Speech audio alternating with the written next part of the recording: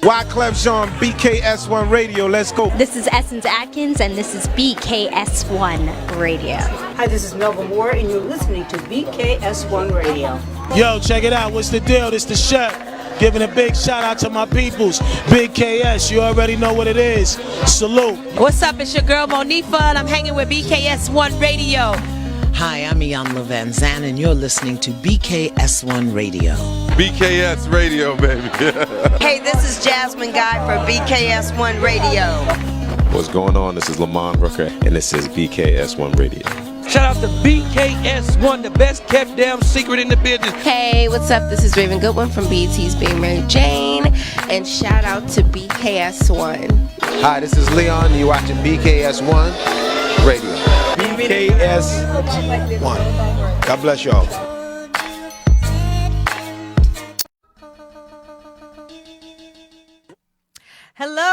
Hello, and welcome. It is another Tuesday. I was about to break into a gospel song. What you about to say? I was about to say it's another day's journey, and I'm glad. That was the first thing that came to mind. Listen, it is another Tuesday. Isn't that a good one? Isn't that a good one? It is another Tuesday, and I am glad you see the sequence? Anyway, and we are back in the studio, blessed to be here. It is our 25-26 season, and this is our second week, and we are here, and we are back, and we have another amazing guest that is with us in studio today. And so, Queen B, tell us about your day real quick. What's going on with you? Actually, I had a day off. Oh, look at you! Can I clap that up? Wait. Let's get an audience clap, because no, we can't, because the sound ain't on the claps. Oh, there you go. So I had a day off, which is good. So, but my days off are not really my days off because my DON always calls me about my patients. I'm sorry, what's DON for all of those that are not in the medical field? That's a what? Director of nursing. Oh, look at that. Okay, yes. Always calls me about something. So my day off is my day off. I wanted to actually get some extra sleep. I did not do that. I think I'll do that tomorrow. Good. Okay. They better be lucky if they see me the rest of the week. Do you have days? I do. I have a lot of days. So. Listen, take your days. Yeah. People, use your days. Absolutely. It's called self-care. Self-care. Then people don't care if you drop dead tomorrow and you have not used your days. Absolutely. Use your days. So I need the mental space right now, which is good. Yeah. And but other than that, I'm good. Yeah. I'm all right today. Yeah. Your spirit seems better heightened today. So I just want to say, last week I got some feedback. No, I did. I got some feedback. So, guys, when I am looking down or I'm in my phone, because my kids are always getting on me, but when I am in my phone, it is because I'm sharing. It is because I'm answering the chat. Oh, yeah. We have YouTube chat. We have Facebook I don't want chat. everybody thinking like, oh, you're distracted or you're on your phone, because my kids are like, Mom, you're looking down, and I'm like, okay, guys. No, that's not what that is. That's multitasking. It's multitasking. Right. So if you see me doing that, know that I am paying attention. Or you have Jeff in the other room, our producer, who's texting us stuff as we're in here too. And he'll be texting, we can't hear you, move to the left, go over here, or so we have to pay attention to our phones, so unfortunately. I just want to say that. So I'll do my best to look up. But that's what I'm doing. So Right. Okay. Yes. Well, listen, Jeff, were we able to upload the flyer for the event? Now. Can we show everybody now? Listen, we have had some numerous live events this year. We had one in January at Smokehouse Lounge. We had one in April at Smokehouse Lounge. And these live show events have been dedicated to Black love and building a bridge, because we need to figure out what the F is going on, right? There's so much happening on social media. It seems like we are almost at a Mexican standoff with one another, and there is a breakdown, and we are trying to build a bridge. We're trying to bridge the gap in black love, and we are going to continue to have these conversations, whether they are comfortable conversations for you or not, until we try to find some solutions. And even if we start here on a smaller scale and expand, the point is to have the conversation so that we can be a part of the solution, instead of a lot of these podcasts and shows out here that are a part of the problem. So we are trying to do the opposite. Either way, we're having another live event that's a part of the Queen City Film film festival Yes. because, yes, Plainfield has a film festival. Clap that up. Plainfield, Queen City has a film festival, and we are a part of it. So we're going to have a panel on Black love, and it's the focus will be on the entertainment industry. We have our relationship coach and author, Trevor Scott, who is going to be in the building with us at Plant-Based Dispensary, which is downtown in the Arts Lofts.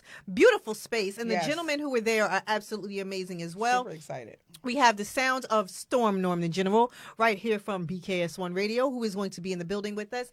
And our special guest is Michelle and Tobias Truvillion. I'm going to clap them up. Once you see their faces, you're going to know they are actors and they have been in the entertainment industry for some time. And we are going to talk about Black love in the entertainment space since we are part of the film festival. So I feel like it's going to be a great discussion. You and I are not entertainers. You and I are creatives. However, there obviously are challenges when you are on camera and out front in certain spaces, especially with your partner, with your mate. So, you know, we're going to have that discussion. We're going to get to the bottom of some things, and hopefully we can help some people because that is the goal. So make sure you go to qcffnj.com and purchase your tickets for our panel. Our panel is Thursday night, October 16th at 7 p.m. And then you can also purchase your tickets for the rest of the film festival. There's a gala on October 17th. The films are going to be at Cinemark on October 18th, all day in the theater. So you might as well just get an all-access pass, come to our event, go to the gala, and go and watch the films all day on Saturday. And then we're going to have an awards ceremony on Sunday. It's always fun. Yeah. It really, really is. And then you see, like you said, you see some creatives, you see some thought-provoking films. Right? Yeah. Made by numerous people. Yeah. Just various people. And I mean, I've always, arts has been our thing. Yes. But it's actually some of the things that we see, you know, is like, oh my God. Oh, the films like are the amazing. films are always amazing. The films are amazing. And we have films this year. So one of our ambassadors is Notori Naughton. You may know her from Power, 3LW, however you know Notori from. She is the ambassador for the film festival. There's also a woman by the name of Rochelle Brown, whom I'm not sure if you all know. I had the pleasure of interviewing her at another festival, North to Shore Festival, back in June. Black woman from Essex County, one of the creators of Food TV, Food Network. Emerald Lagasse, producer of All Emerald Show, that BAM that everybody did for years. That was a black woman behind that, everybody. But she is also an ambassador for the film festival. She's going to be there.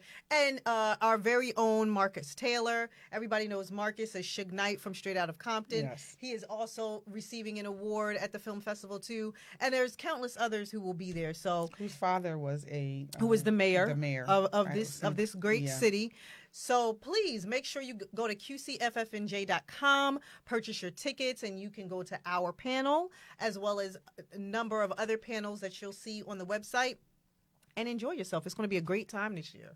We are growing, we are expanding, and it's going to be a good time. So just make sure you come out. I wanted to say also that the beautiful city of Plainfield will also be doing the House Music Festival. Yes. This weekend, Saturday, and we will be there. Yes, it's always an amazing time. A lot of food trucks, just family. Always the end of the summer kind of hurrah. You know what I mean? And it's always an amazing time. It's always been an amazing time. Yeah. It's been an amazing time. So I want, shout out. We will be there in full force. Yeah. We will, be having fun and just celebrating and just saying goodbye to summer. It went by too fast. I don't feel like I did anything. And then when I look back, I'm like, well, I did go here and I did go there. But I'm like, do they count? But no, I think I worked a lot. I didn't do as much as I should have. But I'll make up for that. I worked on my home. So I worked, job work, and then it was home work. And then the summer was over. And then the summer was over. So, there's that. But, in the meantime, with our show here, coming back last week being our first week back, we have some great shows that are coming up for you this season. So you really, honestly, you don't want to miss a week, because you miss a week, you're going to miss a lot. Yeah. And we have amazing guests that are coming in for, the duration of the season. But I want to get to tonight's guest. Me too. Because tonight's guest is a special one, and I'm gonna go. I'll go into why in a minute. But would you like to do the introduction? No, you want me to do the introduction? Yeah, Okay. So I'm going to say author, educator. I'm going to say activist. Yes. I am going to say community leader. Someone who is inspiring. I say inspiration over motivation, because motivation is fleeting. Inspirational figure in our community and beyond. Right? Is that good? Yep. I think that's good. Okay. But in the meantime, help us welcome to the studio, everybody, Mr. Joel Plummer. I just want to say before you begin, right? So, and as I inboxed you and told you, I am always amazed that when we find a gem in Plainfield, right? Because we are from Plainfield, and we always say that great things come out of Plainfield. Absolutely. Contrary to what others believe, right? Absolutely. Good things come out of Plainfield. We all were educated there. And graduated from there, came back and gave back to Plainfield as well. I moved outside of Plainfield, but when I come back, she knows I do this thing where I'm like, I don't like know why she does that, to be honest with you. Because I'm like, what are you smelling? No, it's the oh God. But I miss my town, and I love my town, and I big up my town, and a lot of, we call it P-Funk, we call it a lot of things. But there was a lot of things that came out of Plainfield, and a lot of good things that come out of Plainfield. And I'm always super excited when I get to display someone that comes from my hometown that is an amazing being and just doing something that gives back, but also teaches us and creates legacy as well. So I'm just super excited about that. I just want to get that out. Yes. I appreciate that. That's amazing. Yes. So welcome to the show. Thank you. Welcome to the show. As Queen Bee said, she inboxed you, and you inboxed him because of the new book that's out, right? Yes. So should we start there? We can start with we the can book. start there. We can start with. Please let everyone know the title of your book that's out, and where did it come from? Where did the idea for the book come from? Sure. The name of the book is Black Kid, White School, subtitle, What They Don't Teach Your Black Child. And it came from a couple of sources. The first is, let me first give you some background about myself. Yes, of course. Like you both said, I am proudly from Plainfield. I've been here since I was 3 years old, so that was 1978. My family moved into 689 West State Street next to Hubbard. Went to Washington for kindergarten and first grade, went to Cedarbrook for second to sixth, then went to Hubbard, then went to the high school. Along the way, though, in the summer of after my freshman year, I was in this program called the summer program called the W.E.B. Du Bois Scholars Program at William Patterson. And it was a program for, high-achieving Black and Latino kids that had leadership potential. And it was a 2-summer program. In the second summer of that program, one of the things they made us do was teach a middle school kid from Newark math. Now, I hate math. Like, I hate numbers. I have me too. no use for math. Yeah. If even, like, book pages, if there was a different way to do it, I would do it. Cannot do it. Despise math. Me too. And I had no interest in children, no interest in teaching whatsoever. But they were like, yeah, but you need to learn and be in the practice of giving back to people, and it starts now. And so I remember the day I was teaching my student, I believe her name was Zakia, eighth grader from Newark, and I was teaching her algebra, and it had to be something simple because I understood it. So it couldn't have been that complicated. It was some equation, and she was struggling to figure it out. And we were sitting next to each other, and I reached over to show her how to do it. And she said, no, don't tell me. You taught me this yesterday. And she figured it out. And at that moment, I realized, oh, she knows how to do that because of me. I did that. And it was the most magical feeling I had ever felt.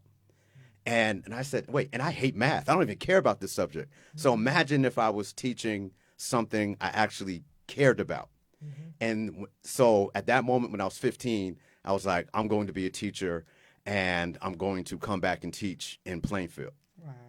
And I went to, and part of the reason I wanted to teach in Plainfield was despite every single year of me being a student in Plainfield, having a black superintendent, an all-black board of education, mostly black principals, I learned very little about myself. In 4 years of honors English, I remember reading one black author. We read Lorraine Hansberry's A Raisin in the Sun. Yes. That's the only black author I remember. And I was like, okay, I know what I want to do. I want to come back here and make sure kids don't have the same experience I have. So I went to college. I eventually went to Rutgers Newark, got my undergraduate degree in African and African American Studies, graduated as the top student in that major, got inducted into Phi Beta Kappa. I then stayed and got a master's in American history with 20th century African American history as my specialty, and then went to Rutgers Graduate School of Education, got certified to be a content supervisor so I could shape social studies departments on the administrative side if I so choose. But all of that, and then I've also been teaching in the Africana Studies department at Rutgers for now 17 years. Woo. But all of that, and that goes back to why I wrote the book, though, I'm talking to my kids one day, and there was something about Black history that was obvious that they should have known. I think it might have been Black Panther. I mentioned the Black Panthers, and they went straight to the Marvel cartoon comic. And I'm like, no, the Black Panthers. Yeah, and they're looking at me. No, the afros. Yeah. This. Like, right. Huey means nothing to you? And I'm thinking, okay, wait a minute. Like, even with my life's mission and all I've done, I've dropped the ball somewhere. There's gaps I have to fill. And I also realized, because I still, right, so I came back and did what I said. I've been teaching in Plainfield. I'm in my 27th year of public school teaching. Ooh, we're going to clap that up. Thank you. But I realized my daughter gets taught less Black history now than I got when I graduated from Plainfield High School in 1993. And so, I saw that there's a gap here. And at first I was like, all right, no problem. I have time. I'll teach her. But then I was like, well, what if I don't have time? What if I don't have tomorrow? I just turned 50 at the first of the month. And I was like, what if something happens to me? I have life insurance policy. We're okay financially. My wife will be able to have the house. But what am I bequeathing intellectually and psychologically to my kids? Better talk about it. Yeah, so I really went into. We say this all the time. Yeah, we did. We talk about this all the time. Right. Yeah. Right. So I went into panic mode, and I was like, I have to get what I know out of me down on paper somewhere, so that if the unthinkable happens and I'm not around to teach my children, what is it about history that I would want them to know? So that was the first thing that got me going. So that was about 2 years ago, and I wrote this book. There's in the play Hamilton. There's a line where Alexander Hamilton's wife was saying, "You write like time is running out," but that's what I felt like for 2 years. Like I got to get this done. And I got that done. So the first motivation was my own children. Secondly, though, at Rutgers in the summer, I would sometimes work with this program called the Paul Robeson Scholars Institute. I know them as well, yeah. And what their program is a little bit different because they're for first generation students that aren't necessarily poor. So a lot of those kids were Black and Latino kids that grew up in the suburbs as the only Black, the only Latino. And I taught them for a little while, and they were so grateful and appreciative of the information. And they felt like I validated all of the stuff they had been feeling but couldn't get out. All the times they thought, that sounded racist. And I was able to say, yeah, that was racist. It was. And they're like, so it was okay for me to be upset? Yeah, you should have been upset. But they needed someone to stamp them to be like, no, you were seeing that correctly. Yeah. So I thought about those kids. And then, because the title was called Black Kid, White School, but in the introduction, I make it clear, when I say white school, I don't just mean the Black kid that's in a school that has a majority white population. I would argue that almost every Black kid in America goes to a white school, because even if the population is Black, the curriculum is white. It's still not being taught. It's not being taught, especially. Look at what's going on in Florida. Now it's outlawed. You can't teach it anything, and they're trying to erase any history of ours. Again, it's illegal. You lose funding if you're teaching it down there. Yes. It's illegal. Have we really thought about the ramifications of this? I don't think so. Okay. Well. My thing is, with just to piggyback off of what you said. So my kids I won't shout at the school out but my kids, the little ones, go to a school. And I always ask, what are you guys doing for Black History Month? Now, first of all, they teach nothing throughout the year about. My kids will bring homework home. It'll be about Greek. Your kids are they the only minorities in the school? Pretty much. Okay. Pretty much. The only minorities in the school. Yeah. And there's a lot of times, and it's funny, we had this conversation today because they knew I was going to see you, but they were like, I'm basically, most of the time, I'm the only Black kid in my class, right? And I realized that my children, like you said, were not knowing the just normal things that we just knew. Just this stuff that we just knew, that slavery did not start the Black experience. Right.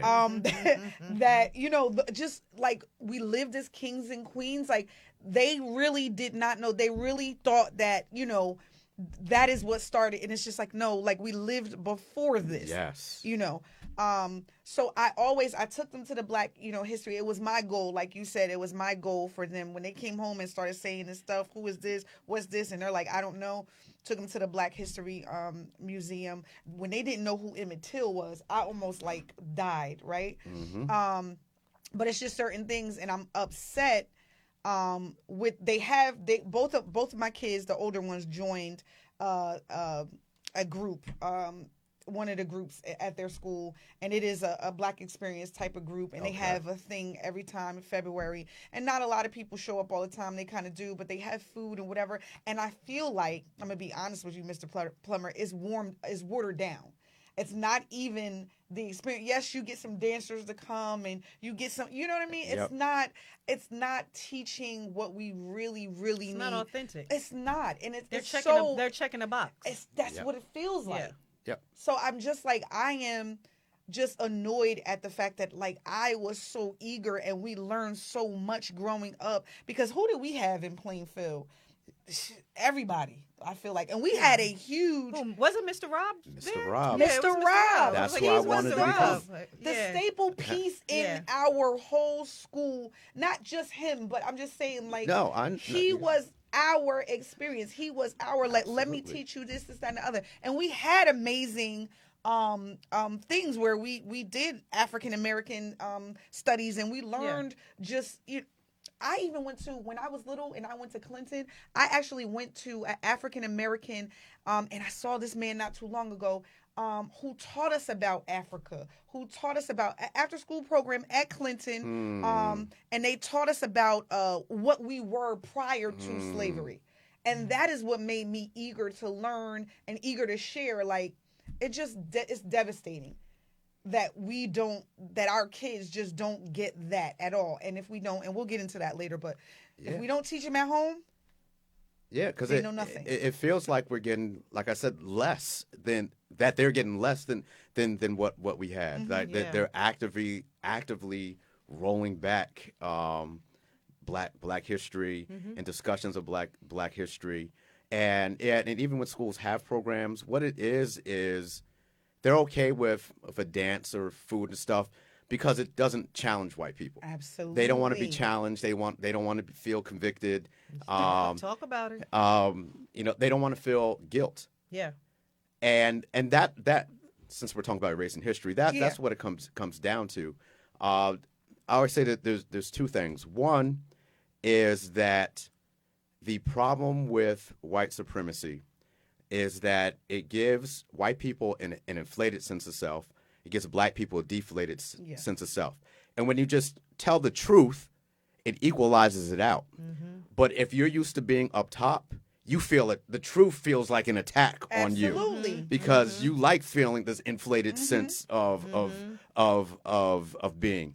And the other analogy I use, really what you're seeing is that white America behaves as if this is their house and everyone else is a guest. Yes. And that's why you can complain a little bit, right? Is if someone's a guest in your house, they can ask you maybe for another blanket. They can maybe ask you to adjust the temperature maybe. But they start saying, I want to knock down this wall and expand I don't want to walk on all these these glass shreds that are on the floor in your house. And it's like, how dare you? But that's the thing, how right? How dare you not want to get hurt? If you start pushing back, it's like, you're grateful. You should be grateful just to be here. And I've heard that before. And if you don't like it, you can get out. I've heard that before. Yeah, of course. I've heard, like, you hear, back do to you your hear the country? people? Go back to Africa? You hear to go back to Africa, but you also hear that was years ago. Like, you weren't even here for slavery. No, actually, our great-grandparents were. Like, the systematic psychological, that whole Jim Crow thing, remnants. That wasn't a long time ago. No. To speak to that, one of the things I have in the book is I have a timeline, and it shows that for the longest portion of American history, America was a slave-owning country. Yes. So from 1619, the founding of the Jamestown colony, to 1865, that's the longest portion of American history. We're a slave country. Mm-hmm. Then, for nearly 100 years after that, we have the Jim Crow era, and I always point out to my students that slavery was horrific, and it's like 100 times worse than what you see in movies and what you normally know. But if Black people, after the 13th Amendment in December of 1865, right, not Juneteenth, Juneteenth does not actually mark the end of slavery. No, not at all. That too. If white people had just left us alone, we'd be in an amazing place. Mm-hmm. But it wasn't enough. No. Slavery couldn't be instituted anymore, so they institute this Jim Crow system for nearly 100 years. And what I point out to my students, you have to remember that this era, it wasn't just white people being mean or having just unfair customs. It was law. Mm-hmm. It's the codification of racism. It was criminal not to be racist towards Black people. Mm-hmm. I want a white kid to come to my school. No, that's a crime. Mm-hmm. A Black kid to come into my school. I want a Black kid to come into my church. That's a crime. Mm-hmm. I want a Black kid to come to my restaurant. That's a crime. Mm-hmm. It was a crime for my grandmother in La Plata, Maryland, outside of D.C., to walk on the same street as a white person. Yeah. It was a crime, not just a custom frowned upon. A state assembly person wrote a bill, took it to the floor, and they voted on it. It was a crime for her to look white people directly in the eyes. Mm-hmm. Right? It's law. Mm-hmm. They built racism into the law. And that's a 100-year period, and then enforced it with crazy violence from the legal system and just from regular citizens. Right? It's the codification. It's the law. But what gets me is the fact that you did all that, right? You want us to forget that, right? But you did all that. But then that wasn't enough. you also do the preventing us from getting loans. And you know, because there were a lot of lawsuits, Bank of America and all that, the discrimination that is, you know, occurs still. Absolutely. Still, not just, and I'm saying, I'm giving one example, but I'm just saying that it's not enough for you to do all of that. That you still housing. There's discrimination in housing. There's discrimination. It's funny because you guys have this. Literally, I heard this. You guys have access now. Access to what? Because Ruby Bridges is still alive. You know that, right? Shout out to the Actively Black team and their fashion show. Did you see the fashion show this week? Yes, I did. Where they had Ruby Bridges and they had Bernice King. They had Malcolm X's daughter walk. They had all the, you know, the that gentleman was amazing. who drank from the fountain and took the iconic picture. Yes. The thing with me is that she's still alive. You didn't let her go to school. She's not old. But that's where I was getting. If you have the 100 years of Jim Crow, then you still have the years after that. 1954, you have the Brown versus Board of Education decision. In segregation legally, white people refused to follow their own laws. That's why Dr. Martin Luther King came into existence, not to actually make new laws come on the books, just to get white people to follow their own laws. Because you got to remember, every civil rights law isn't for black people, it's for white people. Black people already knew that they were human. Black people already knew that they should have the freedom to move wherever they want, to live wherever they want, to have access to whatever they want, to not be hung and burned alive by their neighbors. We knew that already. White people needed it written down on paper to be like, oh, I didn't know I couldn't do that. Let me just and so that goes on for another 50 years or so. And if we get to 1968, that's the last major civil rights legislation. From 1968 to now, that's how long black people have been humans on paper. So just on paper, and practice is different. But I always show when I do presentations, to bring this home, if you look at my father's family tree, he can trace his family back to 1820s to I think North Carolina. To Ben Plummer, 1829 or so, which means Ben had parents. So I know my family's been here since the early 1800s, late 1700s.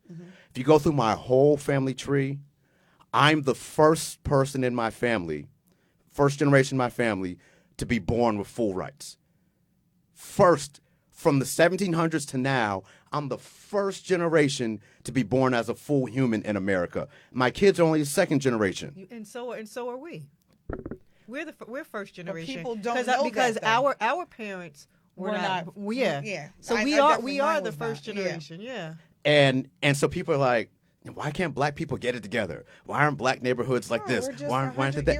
It just happened. So it speaks to what you were saying that this isn't ancient history. This is yesterday. Yeah. This is just happened. And that's why it's so important for us. That's why what you do is so important, because they're trying to erase history, and what you do, teaching our history, making sure our young people know exactly what's going on. Not even our young people. We have peers that still don't know what has happened, what's going on, or what reality is. I just want to say that as a young black man, my son, you were my son's history teacher in high school. You were his favorite teacher. And I told him I was going to say this. This was a young man that was never interested in academia whatsoever until he had your class.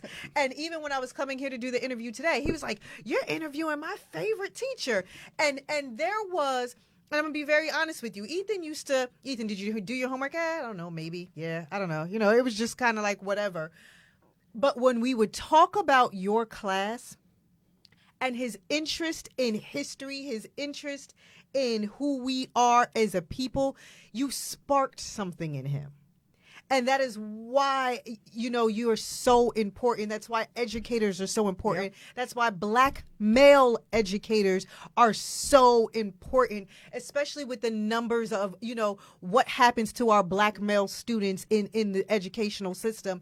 And for him to, right. And so for him to see you and to look up to you and to be inspired to want to do something, to want to learn, to go off to college, to graduate, to do all the things that he does. That's something that you did. That is something that you imparted into him. So I just want to thank you for that. First and foremost, and we need more like you. We need more that are educators and especially more that are authors. I just want to go back to your book for a second. So you realized that while you were talking to your children, how much they did not know and how much you needed to get out because this is what they needed to know. How did you start? What was the beginning? And I want you to give me 3 things, just the top 3 things that we should be telling our children. Right. Sure. I started with actually how I was going to structure the book, because I don't think she'll mind me saying, my oldest daughter is a teenager, and she has ADD. So those 2 things together means very limited attention span. So I know I couldn't get my daughter to read a traditional, regular history book. So, and I know this is a generation that's grown up watching TikTok. Everything's on their phone. Everything's in the palm of their hand. Yeah, and it's short videos, YouTube Shorts, Instagram Reels, TikTok. It's all 1-minute stuff, and on to the next thing. So I said, okay, this is what I'm going to do. I'm going to write this book in a question-answer format.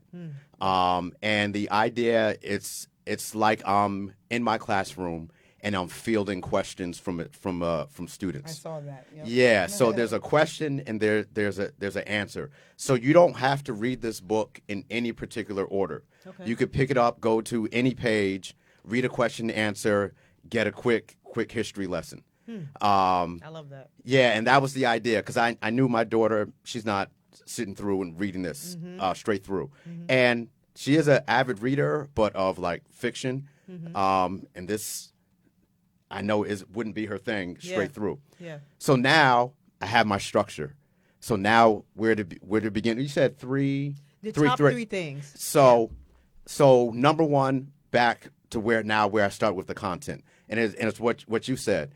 I knew I had to start in Africa, because you can't even understand the horror of slavery and what was lost without understanding what existed before. Yep. And I'm going to connect this to Ethan too. My whole bio could be summarized as really what I am, and I've been saying this lately, is that I am a historical optometrist. It is my job to use history to help Black people see themselves clearly. Their past, their present, and where they have to go still. Do you have any T-shirts that say that? Or? Not yet. You need that. You need that. Yes. And Black people cannot see themselves accurately without understanding their history before slavery. Yeah. Because they don't even know how amazing they are biologically. You have to remember that Africa is... I posted that in my stories. I swear I did. Go ahead. Africa is the most genetically diverse place in the world. Every type of phenotype, every type of look of a human that exists comes from Africa.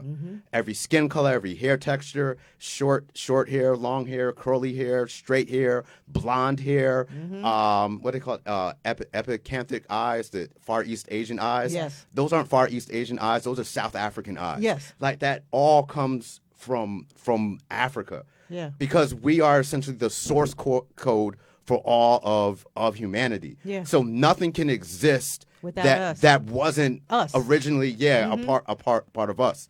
And on top of that, Richard Leakey pointed out that he studies the early world, that for 90% of humanity's existence, humans were dark-skinned. Right? The idea of the blonde hair, blue-eyed European, that type of human has only existed about 7,000 out of the 200,000 years that Homo sapiens have existed. And they are a mutation. And everyone is. They're an adaptation of yes, Black they're people. Listen, look, I'll say some stuff off camera later, but listen. Okay, go ahead, Dr. Plummer. I'm gonna let you. It's no, because then Africans, and it's crazy for some reason. kids will still get taught that like civilization started in the Middle East, in Mesopotamia, and I'm like, that doesn't make sense. People were living in Africa for thousands and thousands of years. You think they never created civilization? Of course they did. We now know that the oldest art in the world, we thought it was this like 45,000-year-old cave painting drawing in France. Turns out in South Africa, there's one that's 70,000 plus years old.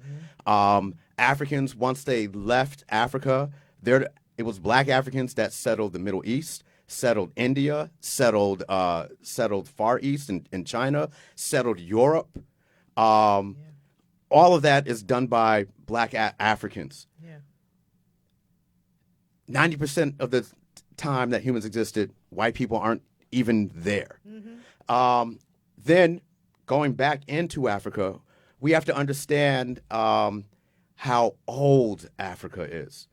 Greece was like, you take Athens. Athens was, and I made a point to write this down so I don't want to get it wrong. Athens was about 3,000 years younger than Egypt. 3,000 years younger. And Sparta, 5,000 years younger. Right? Egypt is, and shouldn't have to debate this anymore, but Egyptians were black Africans. Everything. Why is that a thing? I'm glad you said Why is that a thing? Because they're amazing. Because historians and scholars denied the humanity of Africans. Yes. But they couldn't deny Egypt. So, okay, plan B, we can't deny that Egypt exists. We can't deny that it's amazing. We won't say they're black. Plan B, say that, well, really what they are, they're mixed race people. But you have to remember, the people that live today in the Arab Republic of Egypt are not the people that founded the country. It's not the same. It's like white people saying that they founded the land here in America. Christopher Columbus came in 1492. Right. You are the descendants of the invaders. They're sightings of your invaders, yes. Imagine. Yes. And so in everything that Egypt is famous for, the pyramids, the Sphinx, the world's oldest religious text, all that stuff happened before Asians or Europeans even invaded the country. So anyway, Egypt is clearly black. Yes. Right. I forgot what I was talking about Egypt now. I lost my train of thought. You said it was 3,000 years. Right. Not only is it so much older, right? It's an old black empire that's influencing in the world. When Europe, and here's the thing you have to remember about European empires. European empires have never been self-sufficient. They've never been able to feed themselves. Well, never. Greeks, Romans, they've always had to invade other countries to support themselves, just like the white Western world does today. And so there's this myth that kids often grow up with Africa as this backwards place. And if you look at like shows and cartoons that will show old time England with the castle and the princess and stuff, what you have to remember about medieval Europe compared to Africa is that those people almost never bathed. They were savages. They were, they're so far behind. Savages. They hadn't yet. And do you know how many people still love the old world ways because bathing takes away the natural oils of your skin? Yeah. I mean, you had plagues because people didn't wash their hands. COVID, really? Yeah. So what my point is not much has changed, but I digress. I mean, I digress. I'd like to read you a description of what Europe was like. Yes. And then I'll compare it to what Africa was like at the same time. Right ahead. So look, here is medieval Europe. I say modern people would find medieval Europe a very difficult place to live. At the time of Columbus's voyage to the New World, Europe was rife with diseases, plagues, measles, influenza, typhus, typhoid fever, smallpox killed Europeans by the thousands. Famine was common, and a slight fluctuation in the price of food could lead to thousands of people starving to death. Cities smelled horrible, as European cities had ditches filled with stagnant water that citizens used as public toilets. Streets contained the decomposing bodies of dead animals and humans. The living people were also a source of foul smell, as most Europeans did not bathe regularly, and some never bathed in their entire lives.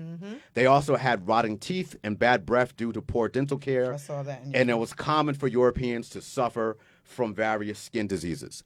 Now, someone might say, well, yeah, but that was just back in the day. No. People didn't understand hygiene. No, that's today. No, that's today. Do you know? It's the same. Do you know why traditionally brides carried flowers? It was to mask the smell. They carried flowers down the aisle to mask the smell of what they smelled like. Now, there were some cultures that getting married, they would bathe usually a month before the wedding.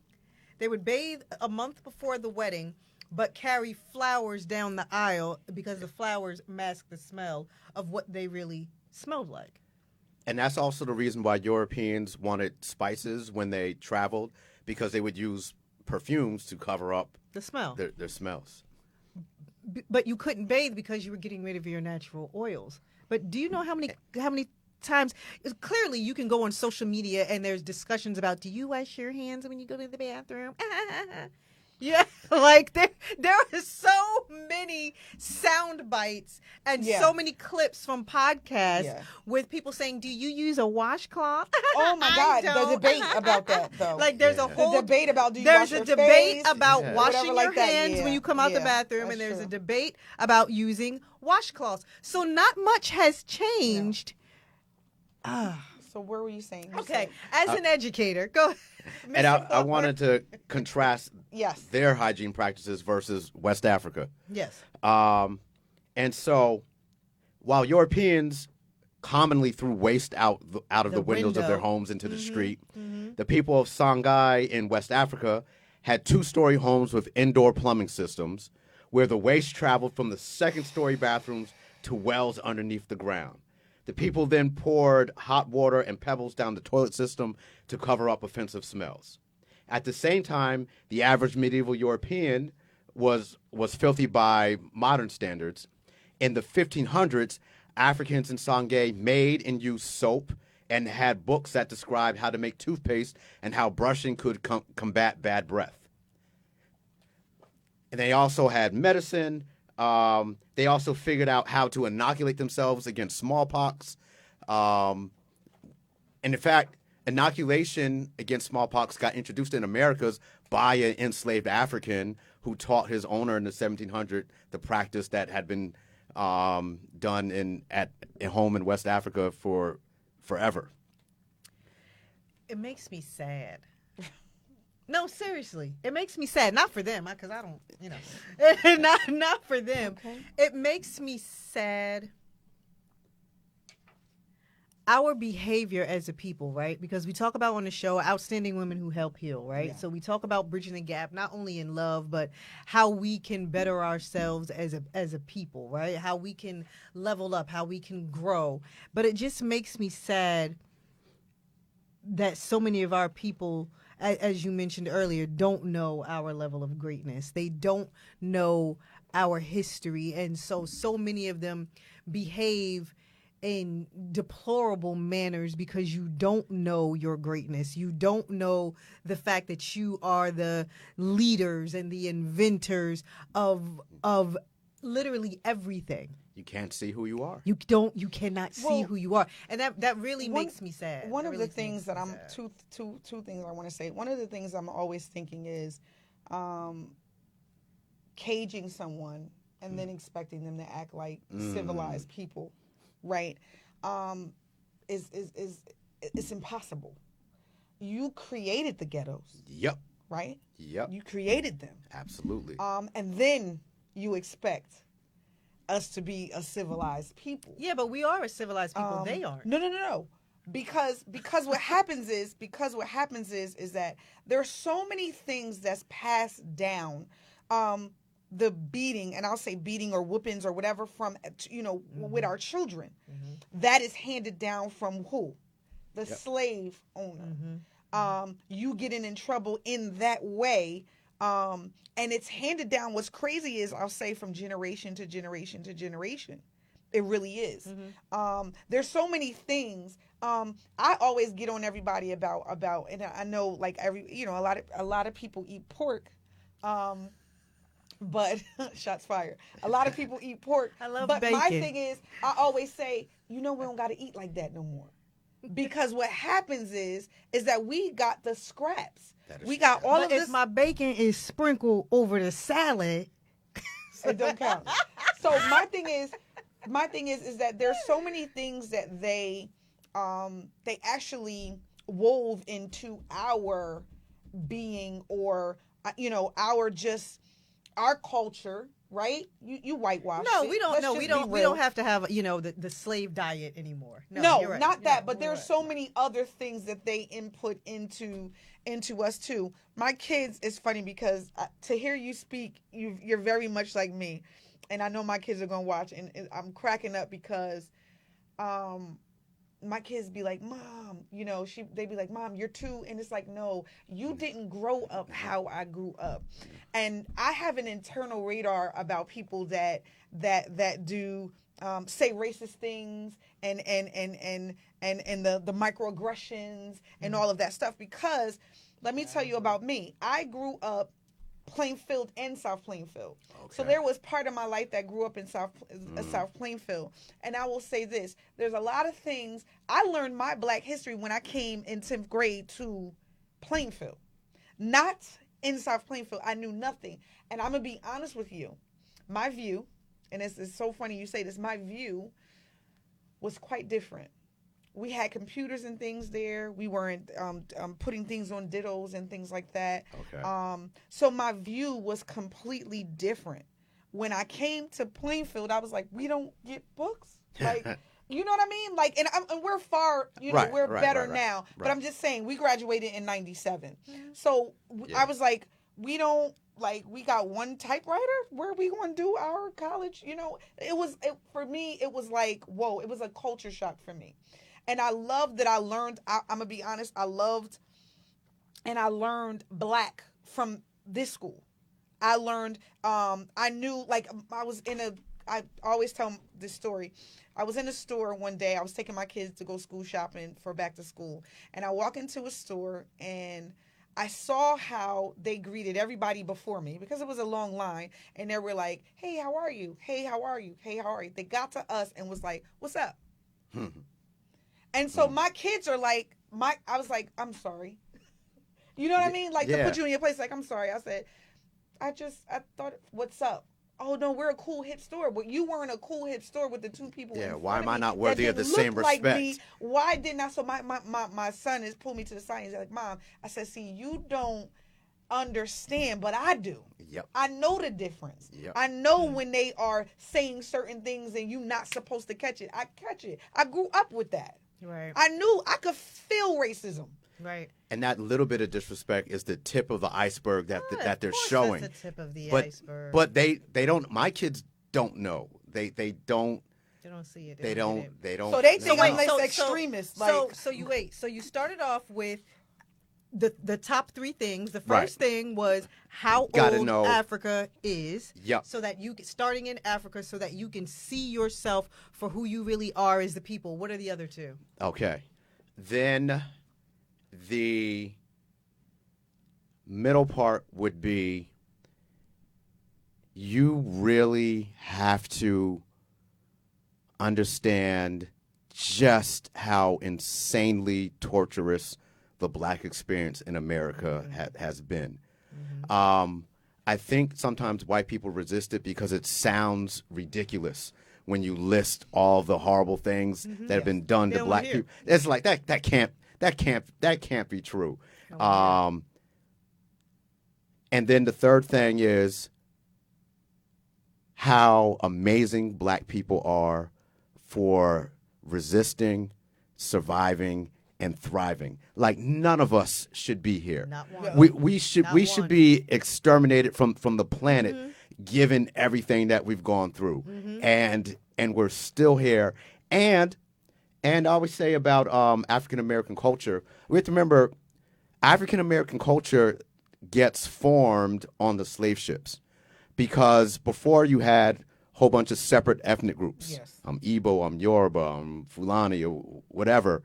But on that slave ship, now we have to find a way to come together and communicate and become one people to resist this common oppressor. So what I say, it's like the Avengers assembling. It's the best of each culture coming together and creating a super culture that allowed them to survive this centuries of hell.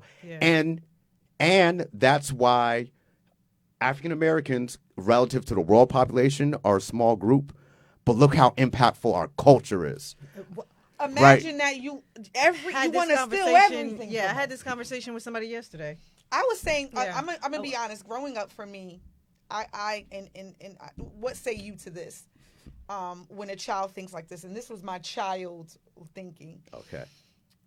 When I compared, and I'll say the visual, I was always like, God, why did you make them with blue eyes and green eyes and straight hair and whatever like that? I just never, and of course, because, the Black experience in South Plainfield was totally different from in Plainfield. I felt like I had a lot of people that looked like me. I had a lot of people that talked like me. They used to, because I came from Plainfield, I talked a certain way, right? So, and the thing is, I code switch. Everybody does it. You turn it on, you turn it off. Yep. It's a skill, right? Absolutely. But they did a lot of making fun of the way I talked. You know what I mean? And I didn't think nothing of it because everybody in Plainfield talked like me. But I didn't understand, and that comes from, I'll say this, that comes from us actually believing that they look better than us, that there is beauty in them, as opposed to, right, that's what I'm saying, the programming. What do you think about that? The whole system doesn't work unless you erase Black people's memory of who they are. The whole system is contingent on that, on erasing your true identity and replacing it with what they want you to be. Okay. In my classes, I usually start them, the first major activity I do, I say, hey, what if, it's a classroom full of kids, say, what if someone's paying me $10,000 a minute to keep for each of you that I keep in this room? I say, how long do I want to keep you here? And the kids are like, yeah, forever. Welcome to the prison system. And they're like, and I say, well, how long do you want to stay? And they're like, well, we want to go. And I say, okay, how can I get you to stay? And eventually they come up with some ideas. They say, well, if you had a weapon, you get us to stay. And I say, all right, so let's say I have a gun, and I usually have a Nerf gun with me. I say, how long can I keep you 20 students here at gunpoint? And it turns out for a good while, because, right, if all 20 of them rush me, they'll get free. Well, 19 of them will get free. Somebody got and I asked them, I said, okay, now which one of you is willing to die so that the rest of them can be free? Hands go down. And I was like, okay, I guess you'll be here a little while longer. But eventually you'll get fed up and you'll say, you know what, I'd rather die than live like this. You'll attack, you'll revolt, you'll have a revolution, you'll get out, you'll get free. Yeah. But before that, I also say, I'm here making all this money, but what's my problem? I'm stuck here with you. So what I need is to get one of you to help me. And so I get one or two of you and I say, hey, I'm getting paid $10,000 a minute. I'll give each of you $1,000 a minute to keep these other people in check. And they take the deal. I get to go free. But eventually, people revolt. It gets overthrown. So I say to them, all right, so how can I do this, keep you here forever, and not have to use any violence? And eventually what we come to is, if I get them to believe two things. If I get them to believe, one, that this room that they're in is the greatest place on earth, and two, the opposite, anything outside that door is the exact opposite, is whatever your version of hell is waiting for you outside that door. So now, if someone gets up and tries to get out the room, assuming you like that person, what will you do when they try to get out? pulling back. What are you doing? It's crazy. It's crazy. You don't want to be out those there. were the ones that Harriet. Those were the ones that Harriet had to shoot. Cause who's that? That's who Harriet had to shoot. Remember, y'all watched the Django. Who's the dude, the master dude, the dude? Samuel Jackson. Samuel Jackson, but I can't Yeah, remember what his character was. I just watched a clip of that before I came here. So it's gonna ruin my night. Like Master needs a helper. He needs a helper, and he needs somebody to convince. It's the mind to convince them that, like you said, this outside of here, it don't get no better than this. And here's where history comes into play. I try to tell you that this room is the greatest room that anyone has ever been in. You're lucky to be here. Now, as people, the first generation, that's a hard sell. And I always ask them, I said, why wouldn't you believe that this classroom is the greatest place on earth to be? No place is more fun, more exciting than this room. And they say, well, no, because I've been to other places. I've been to Disney World. I've been to my bed this morning. But what happens when you're born in that classroom? But see, that's the thing, you right? You don't know anything else. Yeah. But the second generation that doesn't know any better, they're easy to convince. And I ask them, I say, well, what's the difference between this first generation in this room and the second generation? And they say, well, we remember being in different places and that we're better than this. And I say, what's the name for that? And eventually they say, well, the past experiences. And I'm like, yeah, what's the other name for that? And eventually they say, history.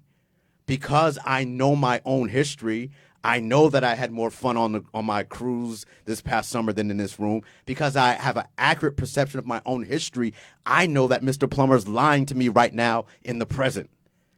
But if I don't have an accurate perception of my history, I can't see the lie. I can't see the lie. I can't see the insult. Yeah. I also can't see when someone's my friend or someone's my enemy. When you have black people from different parts of the world fighting with each other, Nigerians fighting with Ghanaians fighting with Americans, Americans black people finally on the east end of Plainfield and the west end of Plainfield fighting with each other. You can't see correctly because you can't see, oh, that's my family member. Yes. That's my friend. And this white person that I'm kissing up to actually is my enemy.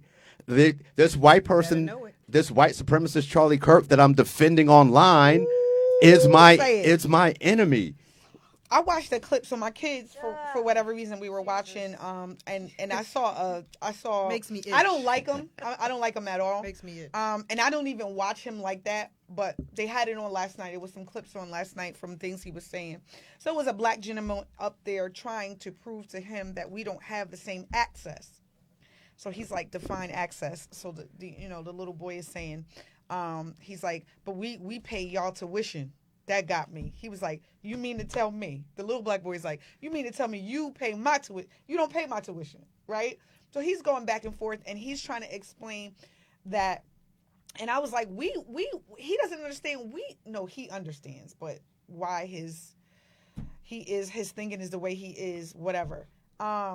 He was saying that, well, y'all in the schools now, y'all are you in the schools now, but half of us can't even pay the tuition. We're in the schools now, but most of them move in to move out because most of our parents could not pay for tuition. Mm-hmm. Yep. So that's the part. And then he's like, and the little boy, he was actually from Chicago, and he was like, he was trying to say, oh, this is the worst part of Chicago. He was like, you've never been. You've never been. So how can you even say that? Actually, I live in a better part of Chicago. He brought statistics that little boy liked to have. He was like, statistics made by you? Like, he was like, and this is the thing that I thought it was great for my kids to see how someone thinks, right? Because there's more of him, right? There's more of him making laws. There's more of him in the school system. There's more of him everywhere. So my thing is that I need them to see the mentality because it exists everywhere. Yeah. It's not far from you. Yeah. It's somebody that looks at you and sees you and says, you don't belong here. Well, that's the conversation that, unfortunately, as black people, you have to have with your children very early on. The world doesn't like you. And I raised two black boys, and that was one of the first lessons. It was mommy and daddy love you, but the world does not like you. You're going to go places and people are going to say mean things. People are not going to be nice. You're going to notice it. You're going to feel some kind of way. And that was one of our first lessons. Well, especially when my boys were younger. We lived in Pennsylvania and we were the only black family out there. And we used to get newsletters from the Klan. So I really had to, and this is in the 2000s. Right. So I really had to instill in my children, the world doesn't like you. And, just a really quick story because I know we have to end because we're over. My older son, Edward, was in the school. You know this story. Went to a school in Pennsylvania, and we were the only black family in the town. And a little boy pushed him at the water fountain. A little boy that lived in a trailer park. We didn't live in a trailer park, but the trailer park was a few miles down. We actually, whatever. So little boy pushed my son at the water fountain and said, I wish they had rules for brown people that they used to have. Now, how a third grader knows anything about that, but, your parents live in a trailer park in Pennsylvania. They know all about and we were the only black town. And so the school called me, and they were so hesitant and speaking to me, and the principal was stuttering and trying to tell me. And his teacher, his third grade teacher, white woman, his third grade teacher called me after the principal called me and said, I'm just letting you know, the only reason why the principal is telling you is because I threatened to tell you first. And do you know why? Because this white teacher grew up on Kenyon Avenue and went to Plainfield High School. And so she was like, I grew up in Plainfield. Now, we are in this small town, and yes, y'all are the only black family. And I said, you lived in Plainfield, New Jersey? And she was like, yeah. She said, I grew up on Kenyon. I said, we live on Parkside. And she was like, oh, well, we were neighbors. And so she was an ally. Mm-hmm. She was an ally, and she was the only reason why I knew what was even happening to my son in the school. But that's the importance of knowing your history, and it's the importance of explaining to your children the history so they're not going out into the world uninformed with everything that goes on around them, so that they can clock things as it's happening to them, right? So that they know, and can learn from it. I want to know really quickly, and because again, it's 8:07. Your book. Everybody wants to know we got to know where to get your book. But just one of the last questions of the evening, because I personally understand racism, right? I get it. I get racism. I get bigotry. I completely understand when you are of a lesser race, and so you're like, how do I psychologically make them think that they are when we really are? And I get the fear. I get the fear of I'm not equipped. I don't have it to do what they do. So how do I make sure I get on top and stay on top so that I'm A, not extinct, B, I'm not proven to be what I really the savage that I really am. So I get racism all day. Families don't intertwine. Yeah, I get racism and bigotry all day, but I want to know your thoughts on racism and bigotry, historically speaking. Sure. So I always like to point out to my students that there's a huge difference between someone yelling white power and someone yelling black power. Because the only reason why the concept of whiteness got created was to deny everyone else full access to resources, full access to life. Mm-hmm. That's the only reason. There was no such thing as whiteness. Mm-hmm. You were Italian, you were Polish, you were English, you were Irish, you were Welsh, whatever. Whiteness got created when white people saw a couple of incidents of poor white people, poor black people getting together and fighting against rich white people. Okay. Mm-hmm. And so rich white people said, okay, we can't have that, particularly down in Virginia. It says, so here's what we're going to do. Here, poor white people. Not going to make you any wealthier. And this is the same deal that's happening now. That Donald Trump offers. It's literally that happening Ronald now. Reagan offers. Yes. They say, not going to do anything that materially makes your life better. Right. You're not going to have more money in your pocket. You're not going to have a better home. Your college isn't going to be cheaper. But here's what I am going to do for you. I'm going to put you on Team White. And I'm going to remind you that you're part of my team, this winning white team. And the only reason that you're not up on my level yet is because these darkies are messing things up. And the only way for us to survive is for us to stay together against this dark horde that's pushing back against us. Because it's illogical. Racism's always been against white people's best interest, right? During slavery hurt white workers. These enslaved people are taking all the work, but they didn't care. They loved the feeling, of whiteness, that feeling of superiority, and that's why they get so defensive when it gets attacked. That's why white supremacists and white replacement theorists like Charlie Kirk, who fear, like you said, the extinction of white people, because they actually believe that whiteness is valuable, and we can't let this thing go away. Yeah, but you're not from Caucasia. That doesn't exist. They don't care about logic. Yeah. Like it's not a logical system, and they'll hurt themselves to support racism. But they fear losing this magical whiteness, and anything that's a threat to that, interracial marriage. Can't have that. You're diluting. Well, it's not our fault. You have recessive genes. It's not our fault. You have recessive genes. And these white replacement theorists are very very much aware of that. They're also aware that white people are reproducing at a slower rate than everyone else. Which is why they're trying to get rid of abortion. That's true. I was just talking to my Latino students about this today. I said, hey, you got to understand, this immigration thing, they don't care what your paperwork says. This isn't a paperwork issue. They don't care that you're documented or undocumented. They don't want you, period, because you are the fastest growing group. Yes. And white people are, on average, are the oldest racial group in America. Latinos are the youngest. But do you see what they do when they come over here? The Latinos, the Latinos, I'll give you an example. When they come over, they group together, they build themselves, they build their houses, they build their businesses, they can't have that. They can't have that. And by the way, one of the reasons they can do that is because they know who they are. That's true. And that allows them to understand, oh, that's my ally. That's true. That's my ally.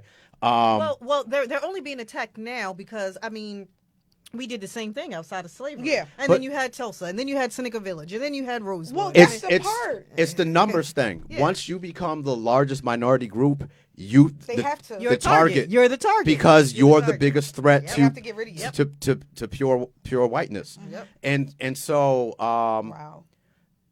Back to abortion. I was explaining that when they say they're against abortion, they don't want any precious white babies being killed. They, if you're at a pro-life rally with these white people, you're thinking that you're on doing stuff for the same reason. They can live with you. No, kill yours. Yeah, but not ours. But no, it's funny that you say that because when I was watching this debate, abortion came up. And he was he threw all these Bible scriptures out, the Christianity and everything, hid behind all of that. So this girl asked him, he said, so your daughter, he was like, if you had a daughter that's 10, he was like, mighty funny, my daughter's 10. He was like, if you had a daughter that was 10 and she was raped by someone, would you expect her to have the baby? Yes, he said, yes, because I think you do something out of you, if something bad happens, you do something, follow it up with love. The girl was like, what? By the end of the thing, the girl was like, I hope the daughter get away from you with your thoughts. And it's because my thing is, she was like, how can you say anything about her body? It's not your choice. And then he was like, well, they would love the child to stand other. She was like, your daughter would not love the child. Well, the fact of the matter is she would not love the child.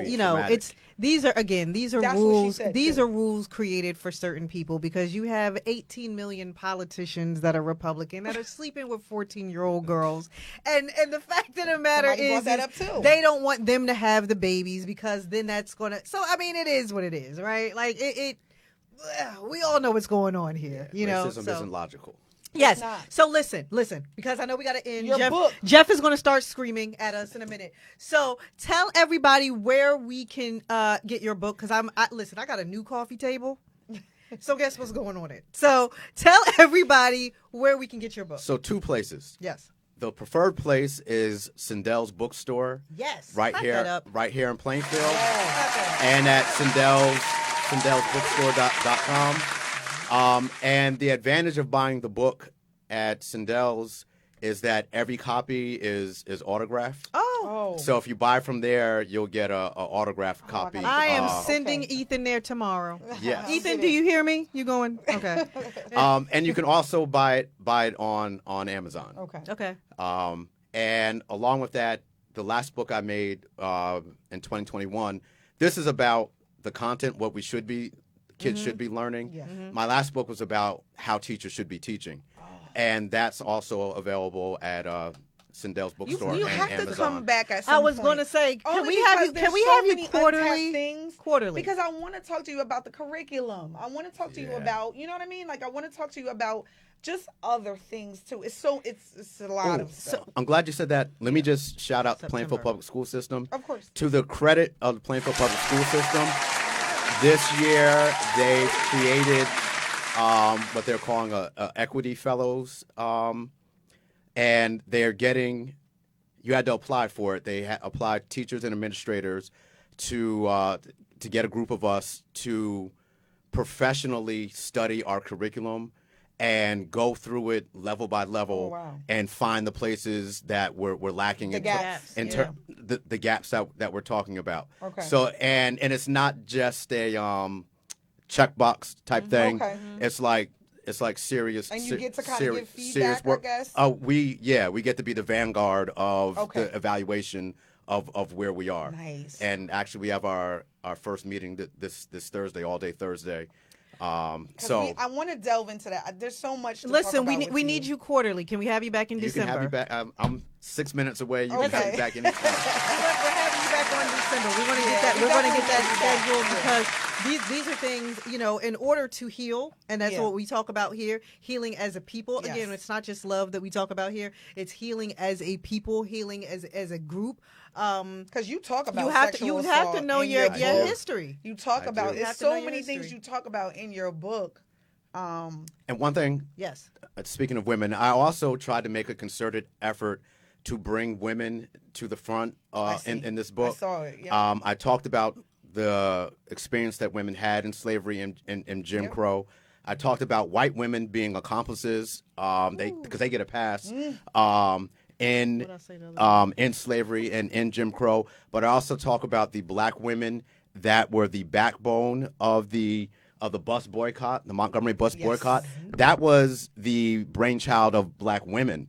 Black women had that ideal first. Black women created flyers demanding a boycott first, and then eventually the black ministers jumped on that. And then the black women still funded it. They sold dinners and stuff to raise money for the gas for the carpools that they used when they weren't taking the buses. Black women were 66% of the Black Panthers. Is always this image of this black man with a gun, but most of the Black Panthers, including Shaka Khan, were women. Yeah. And so throughout the book, I try to emphasize the role of women, and when we talk about filling the gaps, black women too often get ignored. Can we talk about that? I want to talk about that in December. Also, but he talks about we got it in the show. But I just want to tell him that he talks about, because nobody really talks about this, but Joan Chesmar. That is one of the things I really want to delve into. December, her being. Jeff, we're gonna shut our mic off. No, seriously, go ahead. No, I want to delve into her a little bit more, because a lot of people don't. And the bounty of her head and all that, on her head and all that other stuff. And my goal is always, not my goal, but my I would love for her just to die on a different soil. Like, I can't wait till the day that they say she is no more. Not rushing her life, right? But I don't want her caught. You to understand ever. what I'm saying? Absolutely. No, so that's the part that I I get it. Listen, it was a great show. Thank you so much for coming in tonight. This is what we amazing. need. These are conversations that we need to have. Healing is a journey, and we thank you for coming along on the journey with us and being a part of it with us. And hopefully you helped someone else today. You helped our children. Yep. So hopefully those that were watching. I'm sorry, there were so many comments tonight that we could not read, that we were just not able to get to between Facebook and YouTube. I'm sorry, everybody. It was such a good conversation. And there was so much that we were getting, and there were so many jewels that we were getting that we were not able to read your comments this evening. But thank you guys for watching and listening and putting your comments in. And so, but we are going to have him back. And make sure you go to Sindel's bookstore to purchase the book from there. That is that's a Black-owned bookstore, so go there. Amazon got enough money. Go to Sindel's. She's been on the show too, and make sure you buy your book from there. I am going to get mine tomorrow.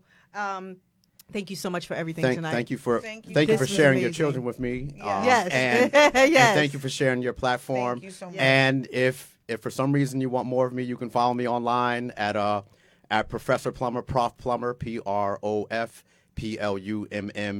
on Instagram, or Joel Plummer on Facebook. Thank you so much. Love it. Thank you. All right, Jeff, we're about to stop for the evening. I know we're over. For everybody that watched, we love you guys. Thank you for watching. Thank you for listening. We're going to be coming to you every week with great shows, amazing conversations, and interviews, right? Yes. Okay. All right. God willing, we will be back here next week. Same time, same place, different show. More healing. Yes. More healing. Yes. All right. Take us away, Jeff. Thank you, guys. everybody. Love you guys. Make sure you get your tickets for October 16th. Bye, everybody. See you at the House Music Festival. Yes, on Saturday. This weekend.